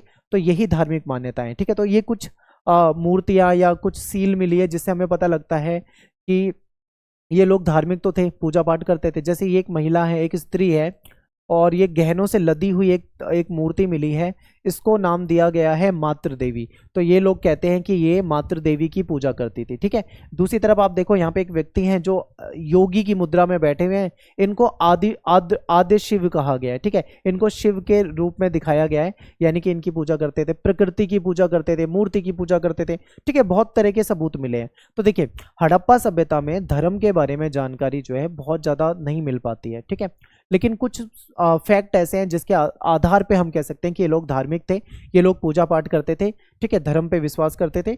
अब वो कौन से सबूत ऐसे मिले जिसके आधार पे हम कह सकते हैं? तो सबसे पहले आप ये वाली मूर्ति को ध्यान से देख लो, आपकी एनसीईआरटी में दे रखी है। एक स्त्री है जिनको पूरे शरीर में गहने से लदी हुई है, ठीक है। तो इनको नाम क्या दिया गया है? मातृ देवी, यानी इनको मातृ देवी माना गया है, लोग इनकी पूजा करते थे, ठीक है। दूसरा है जो विशाल स्नानागार, जो हमने शुरू में चैप्टर में पढ़ा था, वहां पर, और जो कालीबंगन है जो कि राजस्थान में है, और लोथल में जो वेदियां मिली हैं, ठीक है, जो वेदियों की संरचना मिली है उससे अनुष्ठानिक महत्व का पता लगता है। अब वेदी क्या होता है? वेदी मान लो जहां पे पूजा पाठ की जाती है, मूर्ति रखी जाती है, या जहां पे यज्ञ किया जाता है, ठीक है, तो ऐसे कोई स्ट्रक्चर मिला है तो उसके आधार पे हम कह सकते हैं कि ये लोग अनुष्ठानिक पूजा वगैरह करा करते थे, ठीक है। फिर एक मुहर मिली है जिसमें एक व्यक्ति को दिखाया गया है जो जो एक योगी की मुद्रा में बैठे हैं, इनको आदि शिव के नाम से जाना जाता है, ठीक है, तो ये भी आप याद रख सकते हो। फिर कुछ मुहर ऐसे हैं जिसमें अनुष्ठान के भी चित्र देखने को मिलते हैं, कुछ मुहर में जो पेड़ और पौधे भी उत्कीर्ण कर रखे हैं, तो ऐसा माना जाता है कि हड़प्पा के लोग जो थे वो पेड़ पौधों की पूजा करते थे, यानी कि प्रकृति को भी पूजा करते थे, ठीक है, मातृ देवी को पूजते थे, शिव को पूजते थे, प्रकृति को पूजते थे, तो ये सब हम बता सकते हैं। फिर एक मुहर में एक व्यक्ति है जो कि योगी की मुद्रा में बैठे हुए दिखाया गया है, एक बार ध्यान से देख लो, ये वाली इमेज है वो, ठीक है। तो ऐसा माना गया है कि ये शिव हैं, यानी कि जो हिंदू धर्म के जो प्रमुख देवता हैं पशुपतिनाथ, ठीक है, यही रहे होंगे ऐसा माना जाता है। और पत्थर के शंकु के आकार की जो वस्तु है उसको शिवलिंग के रूप में वर्गीकृत, कुछ इस तरीके से पत्थर के शंकु के आकार की कुछ वस्तुएं मिली है, उसको शिवलिंग के रूप में वर्गीकृत किया गया है, यानी कि वो शिवलिंग माना गया है उसको। तो इस तरीके से हम कह सकते हैं कि हड़प्पाई लोग जो थे वो धार्मिक भी थे, पूजा पाठ भी करते थे, ठीक है, प्रकृति की पूजा करते थे, शिव की पूजा करते थे, मातृ देवी की पूजा करते थे। तो आप बता सकते हो। यहाँ पे अपना चैप्टर खत्म हो जाता है और ये आपके 2025-26 के सिलेबस के अकॉर्डिंग था। आई होप आपको बहुत अच्छे समझ में आया होगा। आप कमेंट में अपने फीडबैक को जरूर दीजिए, वीडियो को लाइक कर दें, शेयर कर दें और फॉलो कर लें, यानी कि सब्सक्राइब कर लें। अगर आपने नहीं हमें सब्सक्राइब कर रखा तो आप कर लीजिए, आपको ऐसी ही इंटरेस्टिंग वीडियो जो है वो टाइम टू टाइम मिलती रहेगी। तो मिलते हैं आपसे नेक्स्ट वीडियो में। Thanks for watching. जय हिंद, जय भारत।